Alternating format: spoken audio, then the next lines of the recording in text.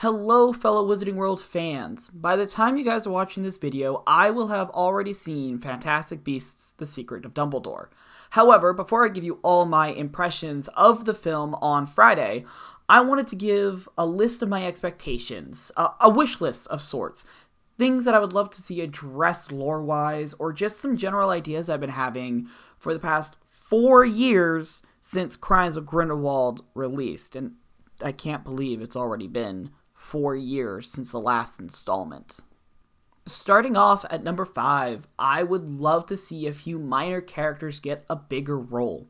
As much as I loved Crimes of Grindelwald, I do admit that minor characters like Nagini, Yusuf, and Bunty were all sidelined. However, Yusuf seems to be a lot more prominent in the promotion of Secrets of Dumbledore, which is a great sign. We'll be seeing way more of him in this film. As for Nagini, she has yet to really be revealed. Claudia Kim just had a baby and hasn't been present on any social media event or interview. She wasn't even at the red carpet.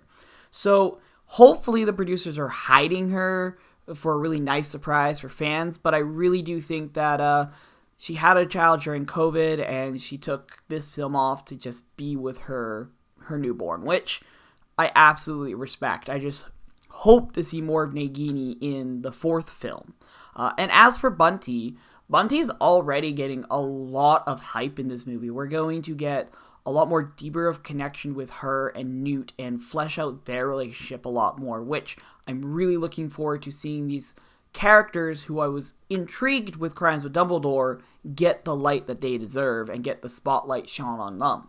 Speaking of characters, I really want to bring up Credence for a second.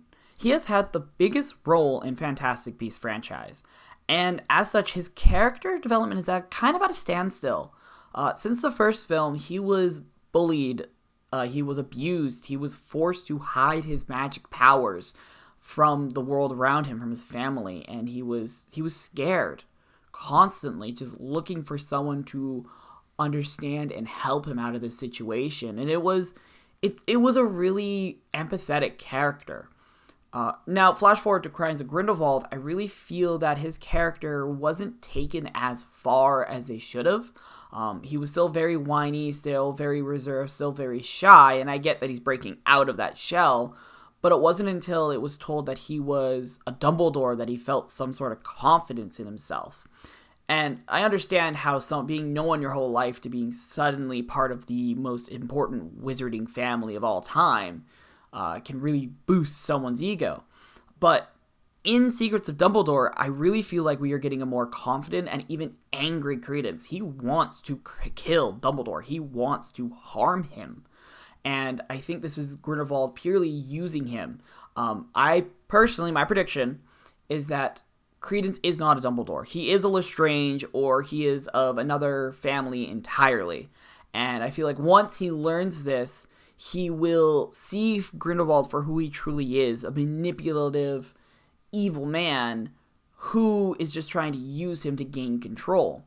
And Dumbledore is going to shepherd Credence onto his side to help to defeat Grindelwald. I feel like Credence has a lot more importance in this film and a lot more importance in the lore in general, and I'm really interested to see how that's going to play out.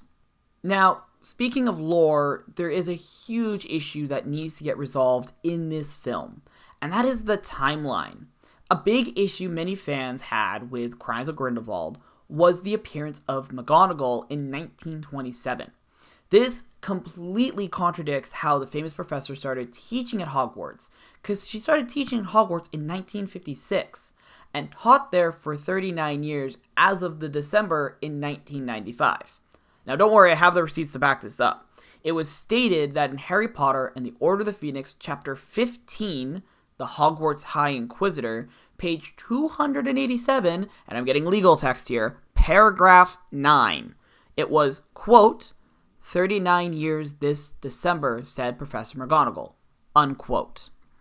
Rowling has written Harry Potter and Fantastic Beasts so meticulously that it's so hard to believe that she didn't have more intent with the scene.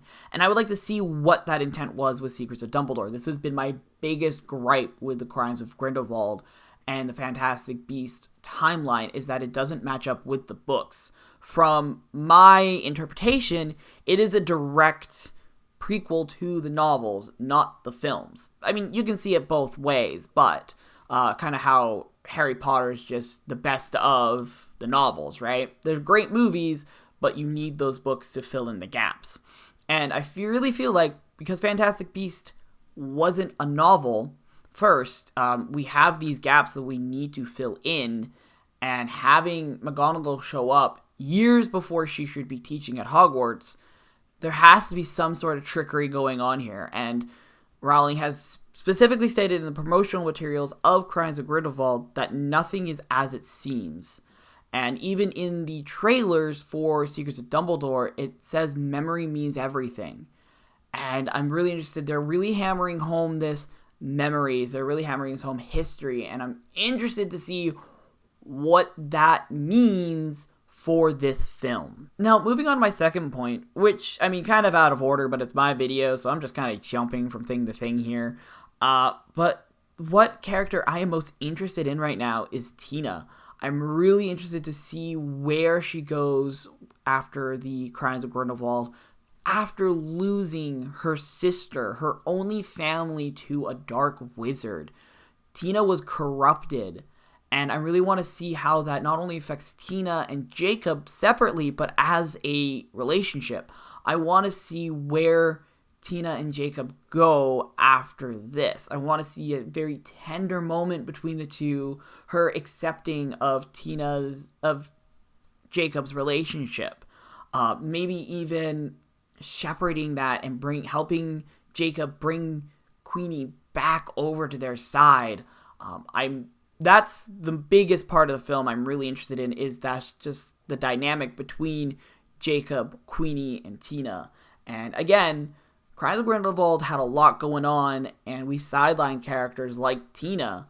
She wasn't in the film very long, and when she was, she didn't have a lot of speaking roles, and we got a few nice moments of characterization with her, but I'm really interested on how Secrets of Dumbledore is going to flesh her out. And this brings me to my absolute final point. And this is one that's kind of a given, but we haven't seen it yet. And that is the expansion of the Wizarding World. Now, the Wizarding World has extended its lore over to the US when Fantastic Beasts and Where to Find Them first released in, 2016? It was beautiful. We got all this lore written by Rowling about the Makusa and the Ilvermorny, and even some great new tidbits about creatures inhabiting America, including a little about the Great Sasquatch Rebellion of 1862. Now, that is a short story I would read in a heartbeat. But we also got stories about Wendigos, Pukwudgies, just so many interesting creatures related to mythology that Rowling just so cleverly put her own spin on it and just made them feel fresh and new and exciting again.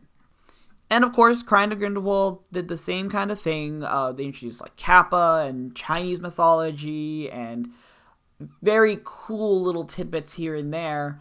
But I really want to know more in Secrets of Dumbledore. We know that we're going to see locations such as Rio, China, Germany, which will help expand the world and have a possibility of new wizarding stories set in these.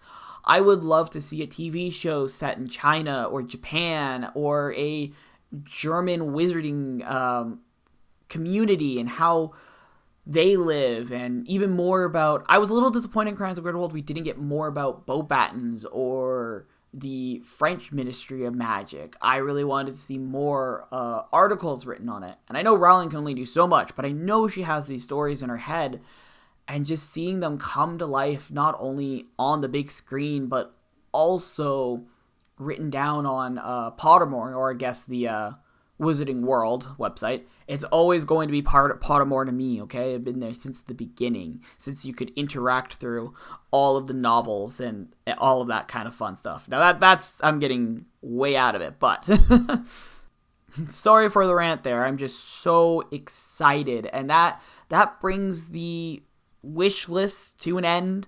I'm really excited to see this movie. At the time of recording, I got about 24 hours left. At the time of this video publishing, it's probably going to be just a matter of hours before I see my preview screening. Super pumped, super excited, as you can probably tell. I'm sorry I'm ranting now, but I will see you guys on Friday, the 15th of April, with my initial impressions. I can't wait to share them with you guys. I can't wait to see this movie. I can't wait to see how you guys feel about the film.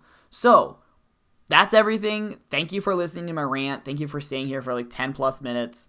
Don't forget to comment, like, and subscribe, and I'll see you guys all in the next video. Have a great day.